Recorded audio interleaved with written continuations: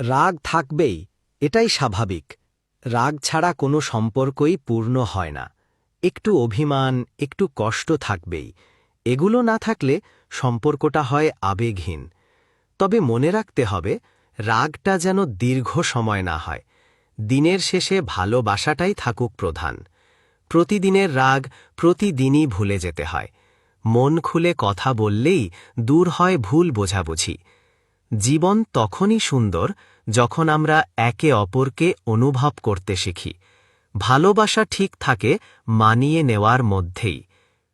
আসলে সম্পর্কের আসল সৌন্দর্য লুকিয়ে থাকে রাগের পর ফিরে আসা মুহূর্তগুলোতে। একটা দুঃখিত শব্দ, একটা চল কথা বলি, এই ছোট জিনিসগুলোর মধ্যেই লুকিয়ে থাকে হাজারটা না বলা অনুভূতি। রাগ করো, অভিমান করো, কিন্তু ভুলে যেও না, যে মানুষটাকে ভালোবাসো তার প্রতি তোমার সব রাগই আসলে ভয় ছাড়া কিছু না। যদি হারিয়ে যায়, যদি ভুল বুঝে দূরে চলে যায়, রাগের আড়ালে লুকিয়ে থাকে অসহায় একটা ভালোবাসা। যাকে ভালোবাসা হয় তার সাথে কখনো পুরোপুরি রাগ করে থাকা যায় না। রাত যত গভীর হয়, মন ততটাই চায় একবার কথা বললেই সব ঠিক হয়ে যাবে।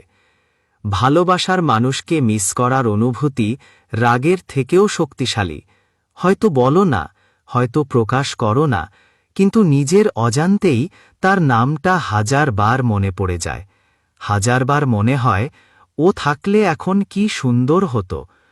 যে মানুষটা আমাদের রাগ সহ্য করে, অভিমান বোঝে, চুপচাপ থেকেও পাশে থাকে, সেই মানুষকে হারানো সবচেয়ে বড় ব্যথা। তাই রাগ করো, কিন্তু ভাঙবে না এমনভাবে রাগ করো না। একটা মানুষকে ভেঙে দিলে পরে হাজার চেষ্টা করলেও তাকে আগের মতো আর ফেরানো যায় না।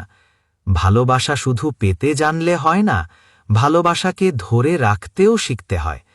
একটু আদর, একটু মানিয়ে নেওয়া, একটু মন খোলা কথা, এগুলোই একটা সম্পর্ককে অল্প রাগে, অল্প অভিমানে, কিন্তু প্রচুর ভালোবাসায় বেঁধে রাখে। দিনের শেষে সত্যিটা একটাই, যার সাথে ঝগড়া করার সাহস থাকে, তার সাথে জীবন কাটানোর ইচ্ছাও থাকে। রাগ কমে যায়, কষ্ট ভুলে যায়, কিন্তু যার পাশে থাকার ইচ্ছে থাকে, তার জন্য হৃদয় প্রতিদিন নতুন করে নরম হয়ে যায়।